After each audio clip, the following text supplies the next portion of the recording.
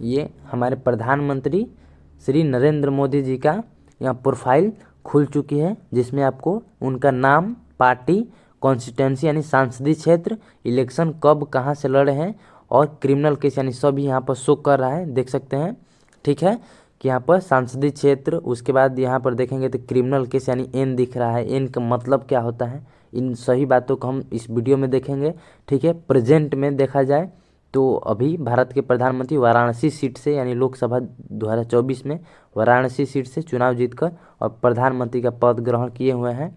तो ऐसे ही आप जिस नेता के बारे में जानना चाहते हैं कि किस नेता के पास कितना संपत्ति है, वह कितना पढ़े लिखे हैं और उन पर क्रिमिनल केस कितना है और सीरियल केस क्रिमिनल केस कितना है, इन सभी चीज़ को हम इस वीडियो के माध्यम से आपको सिखाने वाले हैं। तो देखिए यहाँ पर लिखा गया है क्रिमिनल बैकग्राउंड, फाइनेंशियल जनरल। तो स्टेप बाय स्टेप एक एक बात को आप समझते चलिए और देखते चलिएगा। उससे पहले आप कमेंट में बताइएगा कि सबसे आपको बेहतर नेता कौन लगता है और किसके पास सबसे ज़्यादा क्रिमिनल केस है। तो चलिए वीडियो को स्टार्ट करते हैं। तो सबसे पहले आपको क्या करना है कि सबसे पहले आप लैपटॉप या फिर मोबाइल के क्रोम ब्राउज़र को ओपन कर लेना है। लैपटॉप या क्रोम ब्राउज़र ओपन करने के बाद आपको सबसे पहले क्रोम ब्राउज़र पर सर्च करना है माई नेता। बिल्कुल भी स्पेस नहीं देना है, जैसे मैं देख रहा हूँ, आप वीडियो में देख लीजिए, बिल्कुल भी स्पेस नहीं देना। माई नेता लिखकर सर्च कर देना है। तो देखेंगे माई नेता लिखकर जैसे ही सर्च करेंगे यहाँ पर फर्स्ट नंबर पर एक वेबसाइट आएगी, माई नेता कैंडिडेट ऐसा कुछ लिखकर, उस पर क्या करना है, आपको क्लिक कर देना है। क्लिक करेंगे तो देखिए ऐसा पहले की तरफ जैसा कि ये पेज ओपन हो गया, जिसमें आपको दिख जाएगा कि कितना किस नेता के पास कितना संपत्ति है, कितना क्रिमिनल केस है। ठीक है, कितना हम इस वीडियो में ये भी बताएंगे कि कितना सांसद जो हैं अभी फ़िलहाल करोड़पति हैं, उनके पास संपत्ति यानी करोड़ों में है। इन सभी बात को देखेंगे। तो जैसे कि आप यहाँ पर देख सकते हैं, यहाँ पर नेशनल इलेक्शन वॉच के नीचे जैसे ही देखिएगा तो यहाँ पर आपको लिखा गया है, देखिए यहाँ पर लिखा गया लोकसभा और स्टेट असेंबली। ठीक है, उसके बाद राज्यसभा, यानी आप किस क्षेत्र के नेता के बारे में जानना चाहते हैं, वो लोकसभा के हैं, वो स्टेट असेंबली का मतलब होता है कि राज्य का विधानसभा या फिर राज्यसभा। तो हम फिलहाल स्टेट असेंबली यानी राज्य के विधानसभा पर क्लिक करते हैं और हम ये देखेंगे कि किस राज्य के विधानसभा के नेता के बारे में हम जानना चाहते हैं, वो बिहार के या फिर उत्तर प्रदेश के मुख्यमंत्री योगी पर या अखिलेश यादव के पास, या फिर हम देखेंगे केजरीवाल पर, यानी कुछ भी। तो हम तत्काल बिहार पर क्लिक करते हैं। बिहार पर क्लिक करने के बाद यहाँ पर देख सकते हैं कि बिहार में जो चुनाव हुआ था 2020 में, यहाँ पर दिख गया। तो आपको क्या करना है कि यहाँ पर ऑल कैंडिडेट पर क्लिक कर देना है। ऑल कैंडिडेट पर क्लिक करने के बाद यहाँ पर सभी कैंडिडेट यानी जो हारे हैं जीते हैं सभी का यहाँ पर दिख जाएगा। ठीक है, तो अब यहाँ पर दिख गया कि किस जिला में, मतलब कि विधानसभा क्षेत्र को।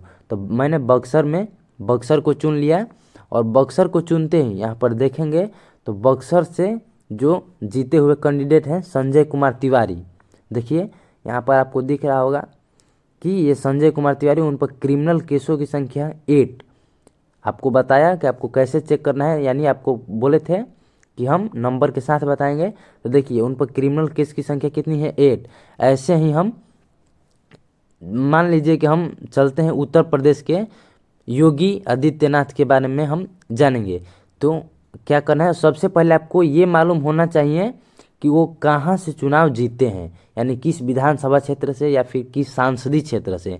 तो देखिए उत्तर प्रदेश में मैंने स्टेट असेंबली में उत्तर प्रदेश चुना और मुझे पता है कि जो योगी आदित्यनाथ है वो गोरखपुर सीट से चुनाव लड़े हैं, वो गोरखपुर अर्बन से। ठीक है, तो मैंने देखिए गोरखपुर और अर्बन को चूज किया और करते हैं यहाँ पर देखेंगे तो आदित्यनाथ योगी यानी आदित्यनाथ सिर्फ लिखा गया है विनर, यानी ये जीते हुए कैंडिडेट है और पार्टी का नाम बीजेपी है। और क्रिमिनल केस देखा जाए तो 0, यानी लीगल जो भी हो आपको यहाँ पर दिख रहा होगा कि 0। और यहीं पर नीचे थर्ड नंबर पर देखेंगे तो चंद्रशेखर, जो कि यहाँ पर आप देख सकते हैं कि आज़ाद समाज पार्टी कांसीराम का यह सदस्य हैं चंद्रशेखर।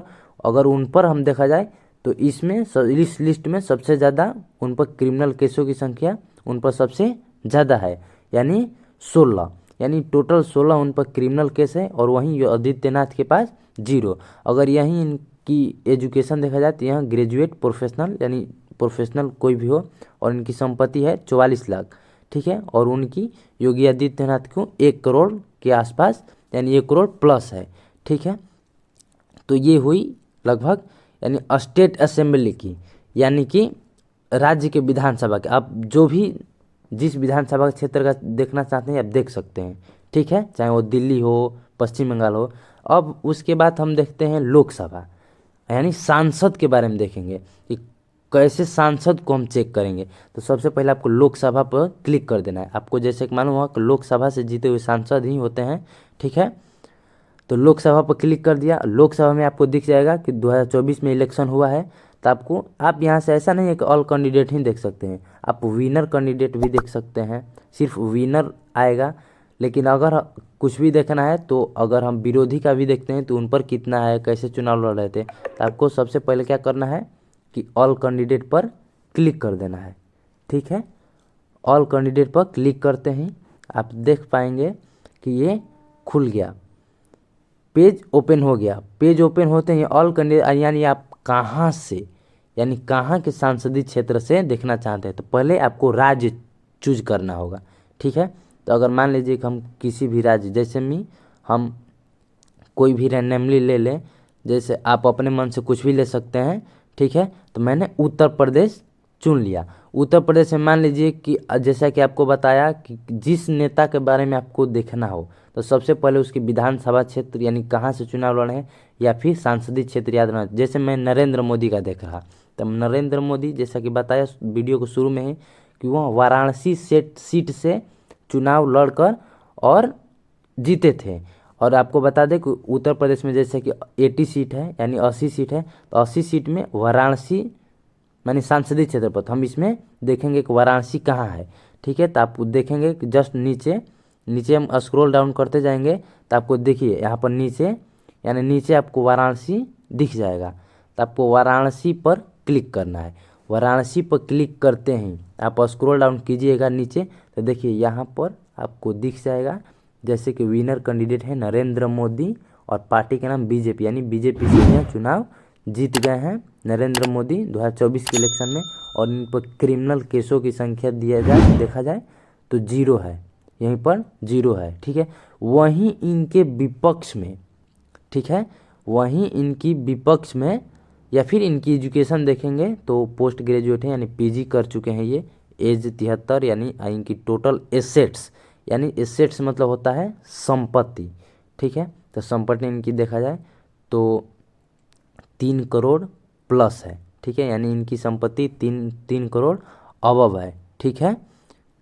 उसके बाद अगर हम बात करना चाहेंगे, देखिए तो यहीं नरेंद्र मोदी के जो विपक्ष में यानी हमेशा की तरह मतलब हर बार नरेंद्र मोदी के विपक्ष में मतलब कि कांग्रेस के प्रत्याशी अजय राय वहीं से चुनाव लड़ते हैं यानी वाराणसी क्षेत्र से।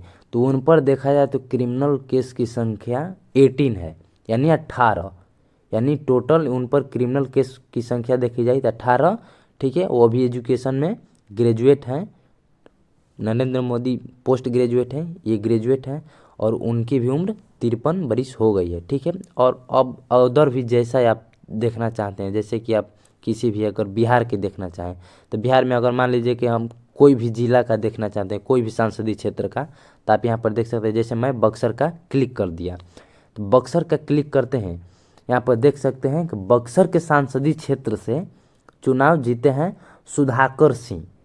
जैसे कि आपको मालूम होगा कि बक्सर संसदीय क्षेत्र से चुनाव जीते हैं सुधाकर सिंह, ये विनर प्रत्याशी रहे हैं और ये पार्टी आरजेडी से रहे हैं। और इन पर क्रिमिनल केसों की संख्या 3, यानी इन पर 3 क्रिमिनल केस की संख्या है। और सबसे ज़्यादा अगर देखा जाए तो इस संसदीय क्षेत्र से इस बार यानी इंडिविजुअल यानी निर्दलीय प्रत्याशी ददन यादव चुनाव में उतरे थे और उन पर कुल 17 क्रिमिनल केस हैं। उसके बाद यहाँ पर देखेंगे तो ये सभी इनको एजुकेशन दिख जाएगा। इसमें सांसदीय के चुनाव लड़ने वाले में 5 यानी 8वीं पास, 5वीं पास ऐसे भी कैंडिडेट रहे हैं, ठीक है। उसके बाद यहाँ पर टोटल एसेट्स एसेट्स के मतलब आपको जैसे कि बताया कि एसेट्स के मतलब होता है संपत्ति, यानी टोटल संपत्ति, ठीक है। तो यहाँ पर देखा जाए तो सुधाकर सिंह के पास टोटल संपत्ति 6 करोड़ प्लस है। उसके बाद यहाँ पर नीचे जैसे क्रमवार से देखते जाइएगा यहाँ पर संपत्ति दिख जाएगी, ठीक है। इसके बाद अगर हम फिर देखिए यहाँ पर हम आपको दिखाते हैं कि अगर आप देखिए यहाँ पर अगर स्क्रॉल ऊपर करते हैं, अगर देखिए यहाँ पर अगर ऐसा आप नहीं करते हैं, ठीक है, इतना करने के बाद यहाँ पर देखिएगा कि सबसे अगर ये खोलते हैं, खोलते खोलते ये देखिए अगर ओपन जैसे ही करते हैं तो आप यहाँ पर सभी पार्टी के बारे में जो आप जानना चाहिएगा आप जान सकते हैं। जैसे कि इलेक्टोरल बॉन्ड, जैसे कि आप पहले का वीडियो बहुत वायरल हुआ था कि इलेक्टोरल बॉन्ड क्या है ये सब, ठीक है, जिसमें सुप्रीम कोर्ट का आदेश कुछ आया था।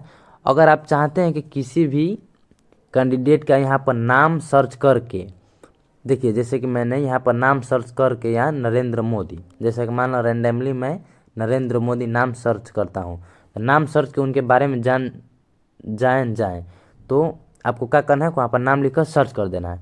नाम लिखकर जैसे ही सर्च कीजिएगा आप देखिए ये प्रोफाइल ओपन हो गई है।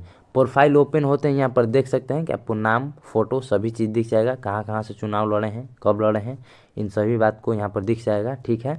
उसके बाद यहाँ पर अगर देखा जाए क्रिमिनल केस में, तो क्रिमिनल केस में आप देखेंगे तो यहाँ पर एन दिखा रहा है, यानी एन का मतलब नो होता है, लेकिन आपको संख्या के साथ मैं सिखा दिया हूँ। तो अगर यह वीडियो अच्छा लगा हो तो प्लीज़ लाइक कर दीजिएगा वीडियो को और चैनल को सब्सक्राइब कर दीजिएगा।